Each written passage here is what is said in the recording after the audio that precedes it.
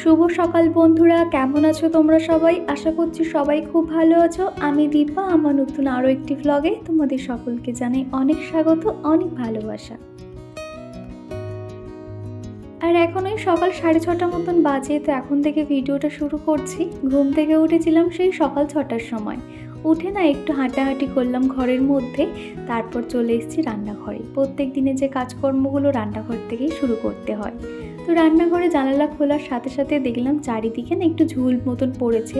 মাকড়সাগুলো রাতারাতির মধ্যে এমন জাল করে নেয় না, কি বলবো। আর এই মাকড়সার জাল দেখতে আমার একদমই ভালো লাগে না, সেই জন্য একটুখানি ঝেড়েও নিলাম। তারপর রান্নাঘরে প্রত্যেকটা জায়গা এইভাবে মুছে নিচ্ছি। যেহেতু বাসি রান্নাঘরে, আমি প্রত্যেকটা জায়গা কিন্তু খুব ভালো করে পরিষ্কার করতে না পারলেও একটা কাপড় দিয়ে হালকা ভিজিয়ে প্রত্যেকটা জায়গা কিন্তু মুছে নেওয়ার চেষ্টা করি। তারপরে রান্নাঘরে এই যে সেলফটা রয়েছে, এই জায়গাটাও কিন্তু মুছে নিচ্ছি। এখানেও কিন্তু হালকা ধুলোর আস্তরণ পড়ে। আর এখন করে প্রতিদিন যেহেতু ডেলি ব্লগ দিই, সেই কারণে আমাকে রাতে কিন্তু এডিটিংয়ের কাজটা করতে হয়। আর কালকে কি হয়েছে, এডিটিং করতে করতে কখন আমি ঘুমিয়ে পড়েছিলাম, যার কারণে ফোনটা না চার্জ দেওয়া হয়নি। সেই জন্য আজকে সকালে যে টিফিন বানিয়েছি সেটা তোমাদেরকে আর শেয়ার করতে পারলাম না। তো আমি আজকে টিফিন বানিয়েছি, একটু ফ্রাইড রাইস মতন বানিয়ে দিয়েছি। সকালে উঠেই প্রথমে চালটা ভিজিয়ে দিয়েছিলাম, বেশ 8 ঘন্টা মতন ভিজিয়েছি। তারপরে কিন্তু খুব তাড়াতাড়ি এরকম ফ্রাইড রাইস রান্না করে দিতে পেরেছি। আর এই ধরনের খাবার কিন্তু লাঞ্চের জন্য একদম বেস্ট। ওই পাউরুটি কিংবা চাউমিন পাস্তা খাওয়ার থেকে এরকম ফ্রাইড রাইসের থেকে কিন্তু ভালো কিছু হয় না। আর হাজব্যান্ডও কিন্তু এরকম খেতে বেশ পছন্দ করে। আর আজকে কিন্তু আমার নীলষষ্ঠীর উপোস রয়েছে। আমি কিন্তু সকাল থেকে উপোসই থাকবো। ওই বেলার দিকে শিবের মাথায় জল ঢেলে তারপরে খাওয়া দাওয়া করব, তবে কিন্তু সেটা ফল খেয়েই থাকবো সারাদিন। আর এই যে এখন খাবারটা ওকে দিয়ে দিলাম। যখন থেকে মা হয়েছি এই নিয়ে 2য় বছর আজকের আমার নীলষষ্ঠীর পুজো। আগের বছরও করেছিলাম আর এবছরও করছি। আগের দিন শাশুড়ি মা বারবার মনে করিয়ে দিয়েছে যে কিরে মনে আছে নাকি ভুলে গেছি আমি। তো বললাম না না, মনে আছে। আমি শুক্রবার দিন হাজব্যান্ডকে দিয়ে ফল সাবু সমস্ত কিছুই আনিয়ে নিয়েছিলাম। তো খুব একটা কিন্তু অসুবিধা হয়নি। আর চিকু যেহেতু ব্রেস্ট ফিডিং করে, তো আমার দুপুরের দিক থেকে একটুখানি পেটটা ব্যথা করছিল, এছাড়া আর কোনো রকম সমস্যা হয়নি। বিয়ের আগে কিন্তু এরকম অনেক উপোস করতাম, তখন কিন্তু খুব একটা অসুবিধা হতো না। এমনকি শিবরাত্রিও করতাম। শিবরাত্রি কিন্তু সবথেকে কঠিন উপোস, সারাদিন নির্জলা উপোস। তখনও করতে পারতাম, কিন্তু বিয়ের পর থেকে যেখান থেকে চিকু হয়েছে তারপর থেকে কিন্তু এরকম নির্জলা উপোস একদম থাকতে পারি না। তো তাও চেষ্টা করি, এখন যেহেতু বাচ্চার মা হয়েছি এগুলো তো মেনে চলতেই হবে। তো এদিকে হাজব্যান্ডের জন্য লাঞ্চ ব্যাগটাও প্যাক করে দিয়েছি, আর সাথে সাথেই ভাতটা বসিয়ে দিলাম। আজকে আর দেরি করব না, সকাল থেকে কিন্তু কাজকর্ম সেরে নেওয়ার চেষ্টা করছি। বেলার দিক থেকে অনেকটা রোদ চলে আসে, তখন কিন্তু কাজ করতে অনেক কষ্ট হয়। সেই জন্য সকাল সকাল আর আজকেই ভাতটা বসিয়ে দিচ্ছি। তো আজকে ডিমের ঝোল রান্না করে দেবো ওদের জন্য, সেই জন্য 3টে মতন ডিম ভাতের মধ্যে দিয়ে দিলাম, আলাদা করে আর সিদ্ধ করলাম না। আর এদিকে আলুগুলো এখন কেটে নিচ্ছি। আজকে একটু ডিমের ঝোল হবে আর বেগুন ভাজা, আর ডাল তো প্রত্যেক দিন হয় আমাদের চিকুর জন্য। আজকে এই রান্নাগুলো হবে। রান্না যদি একটু জোগাড় করা থাকে খুব একটা অসুবিধা হয় না। আর এদিকে একটা বেগুন দেখলাম ভিতরের দিকটা একদম শক্ত হয়ে গেছে, সেই জন্য আগের বেগুনটা পুরো ফেলে দিলাম। কিন্তু এই বেগুনটা দেখছি বেশ ভালো। তো চিকু কিন্তু বেগুন ভাজা খেতে বেশ পছন্দ করে, এমনকি বেগুনও খেতে পছন্দ করে। এখন করে চিকুর ঘুম থেকে উঠতে উঠতে প্রায় 8টা সাড়ে 8টা বেজে যায়, আর চিকু কিন্তু এখনও পর্যন্ত ঘুমোচ্ছে। আর এদিকে রান্নার জন্য সমস্তটাই আমি জোগাড় করে নিচ্ছি। মনে হয় না ডিমের ঝোলটা রান্না করতে পারবো, তার আগেই দেখা যাবে উঠে পড়েছে। আর এদিকে যে খোসাগুলো ছাড়িয়েছিলাম সেগুলো এই ছোটো যে মিনি ডাস্টবিন বানিয়েছি এর মধ্যে ফেলে দিচ্ছি, তাহলে রান্নার শেষে প্লাস্টিকটা ধরে ছুঁড়ে ফেলে দেওয়া যায়। আর এদিকে তো দুধ দিয়ে গেল, দুধটাও কিন্তু গরম করে নেব। তারপর সাথে সাথে সেলফ কাউন্টারটাও কিন্তু মুছে নিচ্ছি। এরকম অল্প থাকতে সেলফ কাউন্টারটা মুছে নিলে পরিষ্কার পরিচ্ছন্ন থাকে, একসঙ্গে কিন্তু অনেকটা ময়লা হয় না। সকাল থেকে যে চা বানিয়েছিলাম, টিফিন করেছিলাম, কয়েকটা বাসন পড়েছিল, সেগুলো এখন মেজে নিচ্ছি। আর তারপরেই দেখলাম আমাদের চিকু সোজা ঘুম থেকে উঠেই রান্নাঘরের দিকে চলে এসছে। তো চিকু ঘুম থেকে ওঠার পরে না ওকে একটুখানি টয়লেটে নিয়ে গেলাম। তারপর ওর সঙ্গে একটু খেলাধুলো করলে ওরও মাইন্ডটা ভালো থাকে। যেহেতু ঘুমের পরে প্রত্যেকটা বাচ্চা কিন্তু একটু ঘ্যান ঘ্যান করতে থাকে, তাদের মাইন্ড একটু ডিস্টার্ব থাকে, সেই জন্য ওদের সাথে একটু মজা করলে সেই জিনিসটা কেটে যায়। আর এই যে জানালার কাছে বসে ওকে ব্রাশ করাতে দিলাম। তো এখান থেকে এই যে ট্রেন যাচ্ছে, চিকু কিন্তু দেখতেই থাকবে, একটা ট্রেনও মিস করে না। আর প্রত্যেকটা ট্রেনকে কিন্তু বাই, টাটা, সিউ মানে এরকম যা মনে পড়ে বলতে থাকে। আর ওদিকেও তো ব্রাশ করছে, সেই ফাঁকে ওর জন্য খাবারটাও বানিয়ে নিচ্ছি। আজকে সকালে চিকুকে আর দুধ বিস্কুট দিলাম না। আজকে চিকুর ডায়েট চার্টে ছিল দুধ সাবু, তো সেই জন্য সাবুটাকে আগের দিন রাত থেকে ভিজিয়ে রেখেছিলাম আর এখন ওর জন্য বানিয়ে দিচ্ছি। চিকু কিন্তু খুব একটা যে ভালো খায় সাবু সেটা বলবো না, সেই জন্য সপ্তাহে একটা দিন ওর জন্য দুধ সাবু রেখেছি। আর এই দুধ সাবু কিন্তু বাচ্চাদের জন্য অনেক উপকার।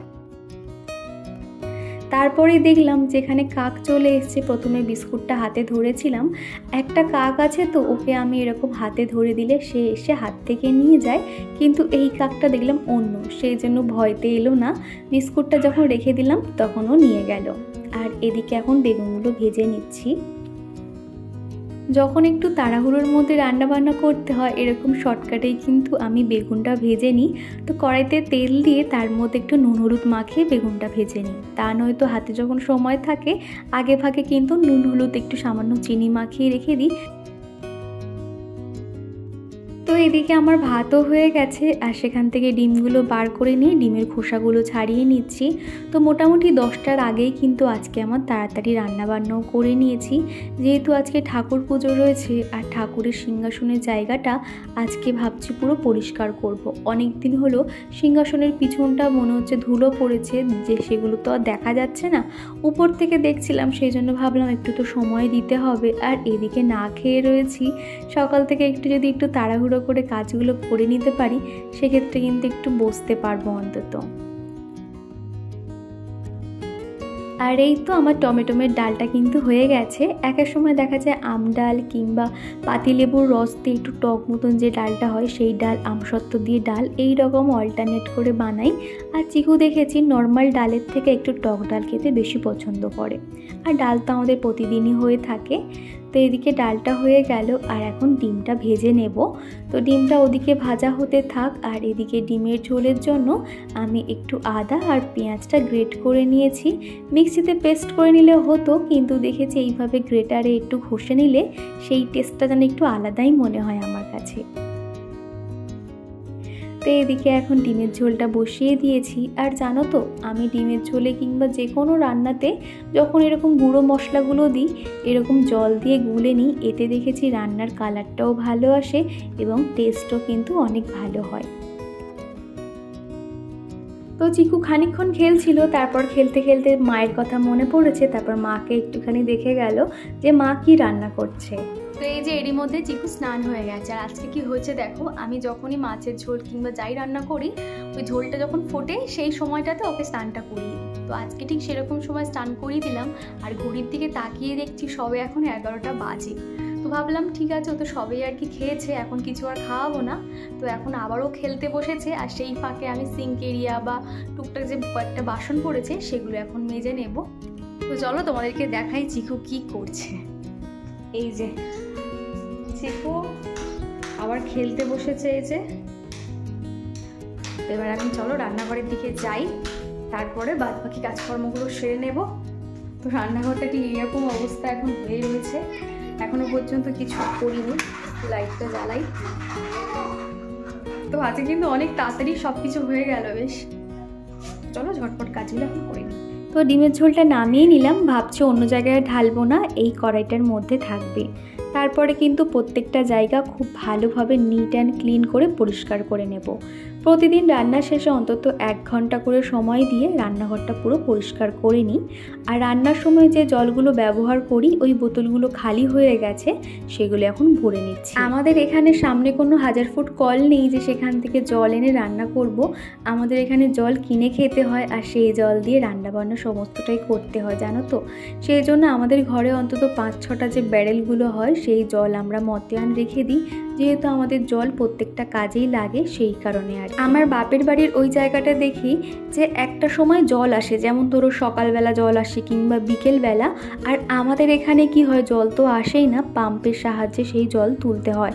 প্রত্যেক দিন সকালবেলা কিন্তু পাম্প অন করে দিই, সেখান থেকে আর কি জল নেওয়া হয়। মোটামুটি এখানে কিন্তু একটু জলের সমস্যাই হয় আমাদের। মতিয়ান এরকম ঘরে এক্সট্রা জল না রাখলে অনেকটা সমস্যায় পড়তে হয়। আর এদিকে রান্নার পরে যে কয়েকটা বাসন পড়েছিল সেগুলো এখন ধুয়ে মেজে নিলাম। আগের দিন ব্লগে তোমরা যারা কমেন্ট করেছিলে, চলো তাদের কমেন্টের উত্তর দেওয়া যাক। তো এখানে রয়েছে মিতা রয়, সিম্পল লাইফ, টুম্পা, তারপর একটা ইউজার, সেখানে কোনো নাম নেই। তারপরে এক মিষ্টি বনু কমেন্ট করেছিলে, সোনিয়া খাতুন, তুমি তোমার নাম নিতে বলেছিলে, এই যে তোমার নামটা নিয়ে নিলাম। তারপর রয়েছে ডেলাইট ফুল, ইউজার সিথি, পূজা, সিম্পলি লাইফ। তারপরে রয়েছে নীলার রান্নাঘর, মাই হ্যাপি ফ্যামিলি, অঙ্কিতার রান্নাঘর। অসংখ্য ধন্যবাদ বন্ধুরা, তোমরা প্রতিদিন আমাকে এত সুন্দর সুন্দর কমেন্ট করো। নেক্সট ভিডিও করতে কিন্তু অনেক উৎসাহ পাই। আগামী দিনগুলো এইভাবে আমার পাশে থেকে যেও তোমরা। তো এই তো এখন চিকুকে ভাত খাইয়ে দিচ্ছি, সাথে কিন্তু ওকে একা কিভাবে ভাত খেতে হয় সেটাও শেখাচ্ছি। জানি এতে জামা প্যান্ট কিন্তু নোংরা হয়, তাও কিন্তু ওকে তো এগুলো শিখতে হবে। প্রতিদিন কিন্তু খাওয়ার সাথে সাথে ওকে একা খাওয়ানোটাও কিন্তু আমি শেখাই। তো তোমাদের মধ্যে কেউ একজন ওর চিকুর ডায়েট চার্ট জানতে চেয়েছিলে, তো আমি তো এখন পাচ্ছি না, মোটামুটি 2-3 দিন বাদে ওর ডায়েট চার্টটা ভিডিও করে তোমাদেরকে অবশ্য দেখাবো।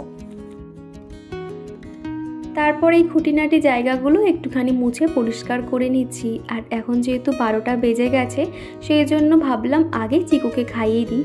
সব সময় কিন্তু চেষ্টা করি চিকুর খাওয়ানো টাইম মতন করে তারপর বাদবাকি কাজকর্মগুলো করার। সেই জন্য ভাবলাম এই কাজটা আমার পরে করলেও চলবে, কিন্তু ওর খাওয়াটা টাইম মতন খাওয়াতে হবে। তো ওকে এখন খাইয়ে দিয়েছি, ও এখন বসে কার্টুন দেখছে, সেই ফাঁকে আমি রান্নার কাজটাও করে নিচ্ছি। তোমরা অনেকেই জানতে চাও আমি যখন কাজ করি চিকু তখন কী করে। চিকু কিন্তু দেখলেই তো মাঝে মাঝে এসে মা কি করছে একটু দেখে যায়, মায়ের কথা মনে পড়ে। তারপরে কিন্তু যখন আসে ওকে একটু বুঝিয়ে বললে বোঝে। আর ও যখন ব্যস্ত থাকে ফোন নিয়ে, সেই ফাঁকে কিন্তু আমি ভারী কাজকর্মগুলো করে নেওয়ার চেষ্টা করি, এতে আমি কাজগুলো ভালোভাবে করতে পারি আর ও এসে ডিস্টার্ব করে না। আর এই তো এখন রান্নাঘরের দরজা জানালা পুরোটা বন্ধ করে দিচ্ছি, তারপরে আমি স্নান করতে চলে যাব। তো দেখো রান্নাঘরটা কত সুন্দর পরিষ্কার করে নিয়েছি, সেটাই তোমাদেরকে একটু দেখিয়ে দিলাম। আর এইটুখানি সময়ের মধ্যে রান্নাঘরটা পরিষ্কার করে বেরিয়ে দেখলাম চিকু একটা কাণ্ড করে বসেছে। এই যে পাউডারটা দেখছো, সিনথল পাউডারটা, সমস্তটা খেলনার মধ্যে ফেলে ওর যতগুলো পুতুল রয়েছে ওদেরকে মাখিয়েছে। তো এখন খেলনাগুলো তুলে দিচ্ছি, তা না হলে না এরকম পাউডার পুরো ও নিজে মেখে ভূত হয়ে থাকবে। তো জায়গাটা এখন মুছে নেব। আর এদিকে আমি খেলনাগুলো তুলে রাখছি বলে চিকু কিন্তু কান্না করছে। তো এর মধ্যে আমি স্নান করে চলে এসেছি, আর আধ ঘন্টা পরে চিকুকে এখন টক দই খাইয়ে দিচ্ছি। এই গরমের সময় কিন্তু বাচ্চাদের একটু টক দই খাওয়ানো খুব দরকার। আগে কিন্তু চিকু টক দই খেত না, কিন্তু এখন করে অল্প হলেও খায়। আর এখন চলে এসেছি এই যে ঠাকুর ঘরে। তো দেখো ঠাকুর ঘরটা ঠিক আগের লুকটা এরকম লাগছে, চারিদিকটা ধুলো ধুলো মতন হয়ে রয়েছে। আমার এই ঘরটাতে কি বলবো, যদি হয়তো কোনো একটা জায়গা হয় না, কোনো জিনিসপত্র রাখা রয়েছে, সেখানে যদি দীর্ঘদিন না মোছা হয়, একটা স্পট পড়ে থাকে, খুব বাজে দাগ হয়ে যায়। আর এটা আমার একদমই দেখতে ভালো লাগে না। ঠিক এই জায়গাটাও এরকম হয়ে যায় 2 দিন ছাড়া ছাড়া। সেই জন্য আমার কাছে না একটা প্লাস্টিক মতন ছিল, যেগুলো হয় না বড় যে কার্পেটের মতন প্লাস্টিক, ওই ধরনের কিছু একটা কাগজ ছিল, সেটাই সিংহাসনের নিচটা পেতে দিয়েছি। তারপর কিন্তু সিংহাসন, প্রত্যেকটা ঠাকুরের ছবি খুব ভালোভাবে মুছে আসন পেতে ঠাকুরকে এখন বসিয়ে দিচ্ছি। তারপর ঠাকুর পুজোটা করে নেব। আর আজকে যেহেতু আমার খাওয়ার কোনো ব্যাপার নেই, সেই জন্য ধীরে স্বস্তিতে ঠাকুর ঘরটা এখন গুছিয়ে নিতে পেরেছি। এই রকম সময়ে বুঝে যদি আমরা একটা করে কাজ না করে নিই, তাহলে কিন্তু আমাদেরই অসুবিধা হয়। আর এদিকে দেখো সাদা ফুলটা কত সুন্দর ফুটেছে।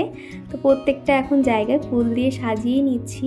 আগের ব্লগে কাকলিয়া বলেছিলে দিদি ভাই তুমি তো গোপাল ঠাকুর রাখতে পারো আর ঘরের সামনে একটা তুলসী গাছ রাখতে পারো, এতে কিন্তু অনেক ভালো। তুমি ঠিক বলেছ, তুলসী গাছ ঘরে থাকা খুবই ভালো, কিন্তু আমাদের এখানে না মানে মাটিটা খুব নোনা মাটি, যার কারণে আমি যতবারই বাড়িতে তুলসী গাছ পোতার চেষ্টা করেছি গাছগুলো না মানে জোর 1-2 দিন বাঁচার পরে কিন্তু গাছগুলো মারা গেছে, বাঁচাতে পারিনি। খুব খারাপ লাগে।